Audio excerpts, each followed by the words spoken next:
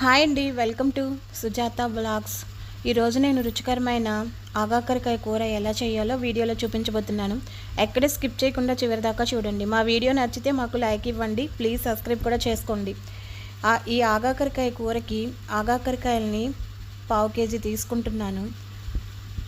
ఇలా పావు కేజీ ఆగాకరకాయలని శుభ్రంగా కడుక్కొని ఇలా కట్ చేసుకోవాలి. కాడల్ని కింద రెండు వైపులా కట్ చేసుకున్న వాటిని ఇలా కట్ చేసుకోవాలి. నిలువుగా కట్ చేసుకున్న వాటిని 3-4 ముక్కలుగా కట్ చేస్తున్నాను, పెద్దవి అయితే. ఇలా కట్ చేసుకున్న వాటిని మరీ పెద్దవి కాకుండా చిన్నవి కాకుండా కట్ చేసుకోవాలి. అదే ఫ్రై చేసుకున్నప్పుడు అయితే చిన్నవి కట్ చేసుకోవచ్చు. ఇలా ఎగురు చేసుకునేటప్పుడు మాత్రం చిన్నవిగా పెద్దవిగా కట్ చేసుకోవాలి. మధ్యలోని ఇలా ఉన్న వాటిని తీసేస్తున్నాను, గింజలు పెద్దగా ఉన్నవి.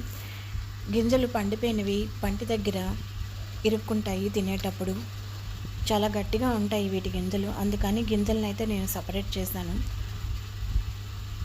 ఇష్టమున్న వాళ్ళు గింజలతో కూడా వండుకోవచ్చు. ఇలా అన్నీ కట్ చేసి పక్కన పెట్టుకుంటున్నాను. చూడండి, ఇక్కడ అన్ని ముక్కల్ని ఇలా కట్ చేసుకున్నాను. ఇదే విధంగా అన్ని ముక్కల్ని కొంచెం పెద్దవిగా కట్ చేసుకోవాలి. తర్వాత అయితే స్టవ్ వెలిగించి కళాయి పెట్టుకొని, కళాయి వేడెక్కిన తర్వాత సన్నగా తరిగిన ఉల్లిపాయ ముక్కల్ని వేసుకోవాలి. కరివేపాకు వేస్తున్నాను.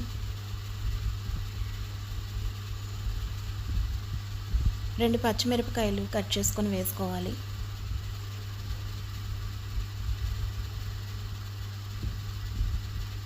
ఇప్పుడు కొద్దిగా ఆయిల్ వేసుకోవాలి. కొంచెం ఆయిల్ వేసుకోవాలి. ఆయిల్ వేసుకున్న తర్వాత పోపు దినుసులు అయితే వేస్తున్నాను.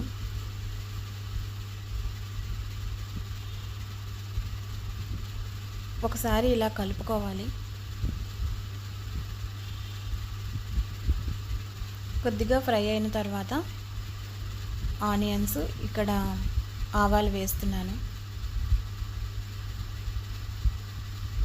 కొద్దిగా మినపప్పు వేసుకోవాలి. కొద్దిగా జీలకర్ర వేస్తున్నాను. పోపు దినుసులు వేసుకున్న తర్వాత మొత్తాన్ని ఇలా వేయించుకోవాలి, ఫ్రై చేసుకోవాలి.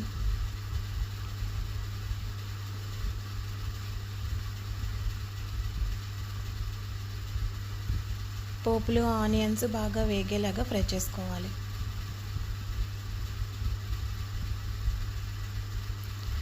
ఇక్కడ 2 టమాటాలు తీసుకున్నాను. సన్నగా తరిగిన టమాటా ముక్కలను వేస్తున్నాను. ఆనియన్స్ ఫ్రై అయిన తర్వాత టమాటా ముక్కల్ని కూడా వేసుకొని బాగా ఫ్రై చేసుకోవాలి.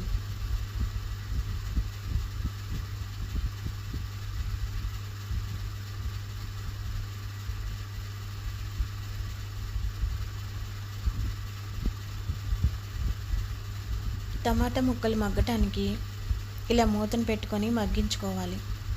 టమాటా ముక్కలు కూడా బాగా ఫ్రై అయిన తర్వాత ఈ ఆగాకరకాయ ముక్కల్ని కూడా వేసుకోవాలి.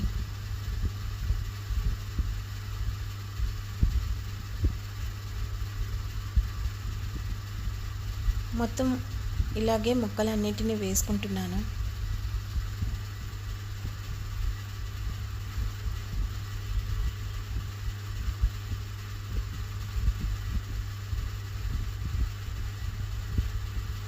ఇలా వేసుకున్న తర్వాత ఒకసారి మొత్తాన్ని కలుపుకోవాలి.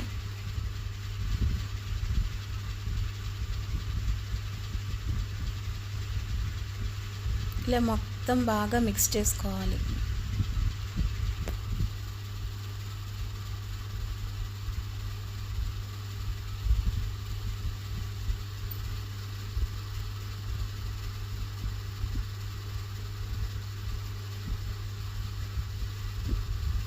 ఇలా మనం మిక్స్ చేసుకున్న తర్వాత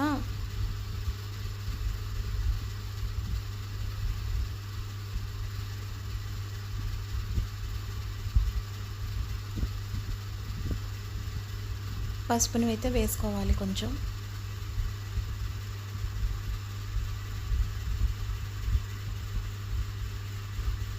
టేస్ట్కి సరిపోయినంత కారాన్ని కూడా వేస్తున్నాను. ఇప్పుడైతే నేను ధనియాల పొడి వేస్తున్నాను, గరం మసాలా పొడి కూడా వేస్తున్నాను.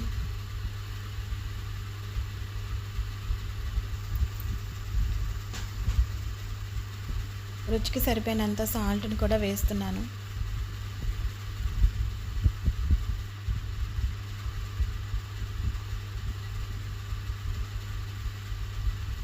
ఇప్పుడు మనం ధనియాల పొడి, గరం మసాలా, ఇంకా రుచికి సరిపోయినంత సాల్ట్ వేసుకున్నాం కదా. ఇప్పుడు మొత్తాన్ని బాగా మిక్స్ చేసుకోవాలి. మిక్స్ చేసుకున్న తర్వాత మూతను పెట్టుకొని ఒక 5 మినిట్స్ మగ్గించుకోవాలి. తర్వాత అయితే మగ్గిన తర్వాత వాటర్ వేస్తున్నాను.